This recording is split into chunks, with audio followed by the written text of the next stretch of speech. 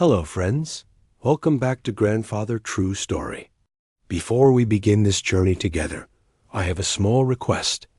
Please subscribe to the channel, click the like button, and share this story with someone who believes in the power of love, family, and resilience. Don't forget to leave a comment below. We love hearing your stories, especially those about your grandparents and the lessons they left behind. Today, I invite you to travel back with me to a small town in the United States. This is not just any story.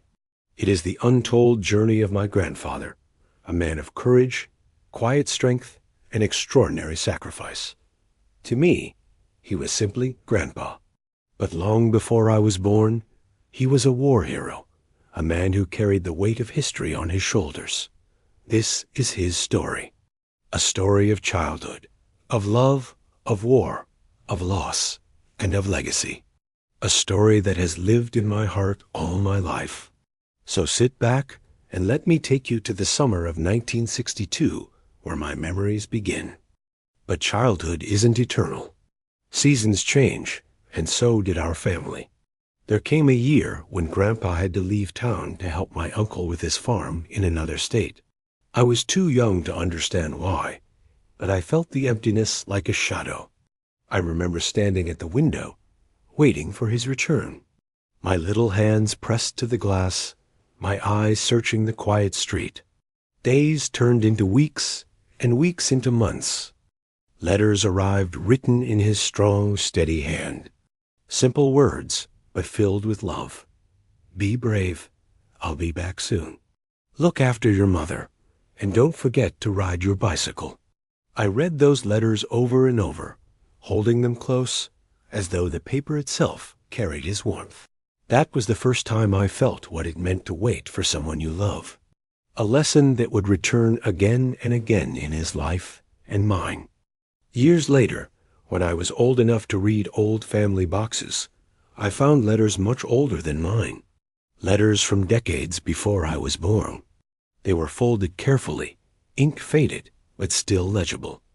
The handwriting was the same steady hand, but the words, they were different.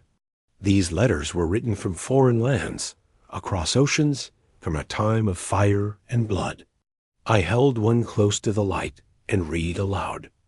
Dearest family, by the time you read this, I will be far from home.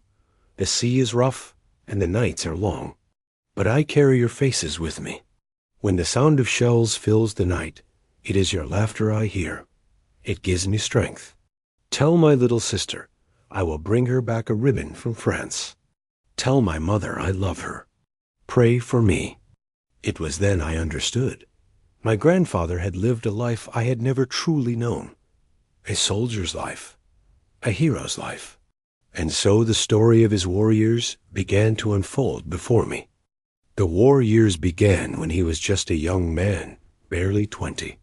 He left his hometown, his mother's tearful face, his father's strong handshake, and stepped onto a train bound for boot camp. The days that followed were grueling. Mud, sweat, and orders barked until his voice was hoarse from answering, "Yes, sir." He learned to march in step, to shoot straight, to carry more weight than his body thought possible.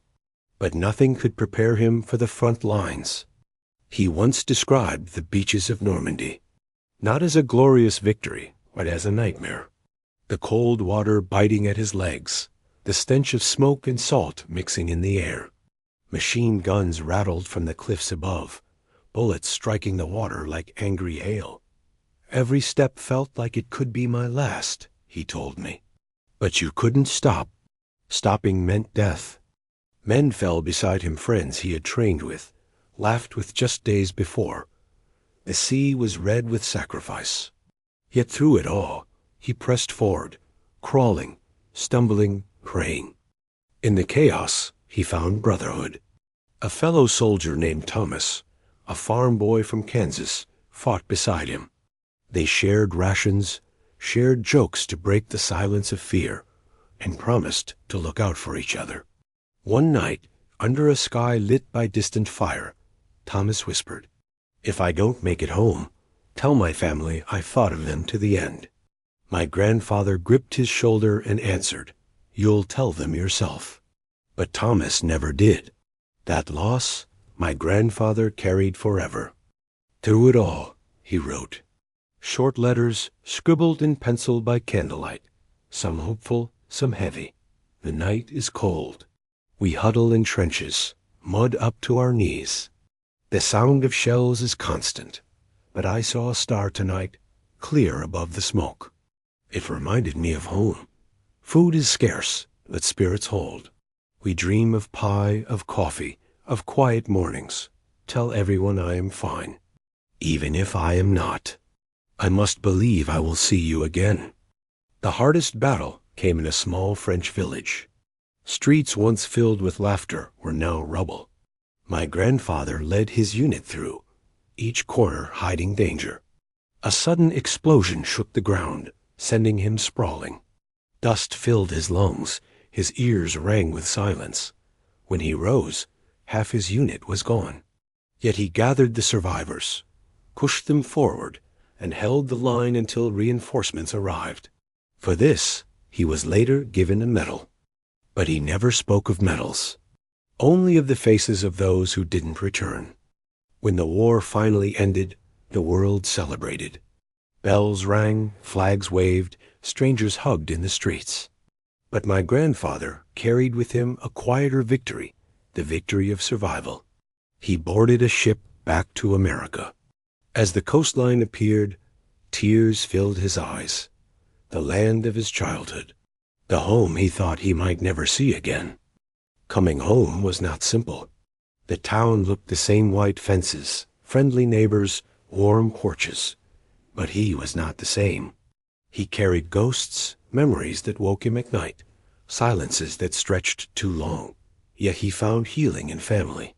He built a life, worked the land, raised children, and laughed again. Slowly, the war faded into the background, though it never truly left him. And when I was born, it was as if the world gave him a second chance at joy. My childhood became his light. He taught me gardening, baseball, how to mend things with patience. Every story he shared carried a lesson: perseverance, kindness, resilience. He never spoke of war in detail when I was young. Instead, he spoke of peace, how precious it was, how easily it could be lost. Together we explored trails, fished by the river, rode bicycles down quiet country roads. He showed me how to face challenges with courage, how to value honesty, and how to always leave the world better than you found it. As I grew older, I began to see the weight he carried.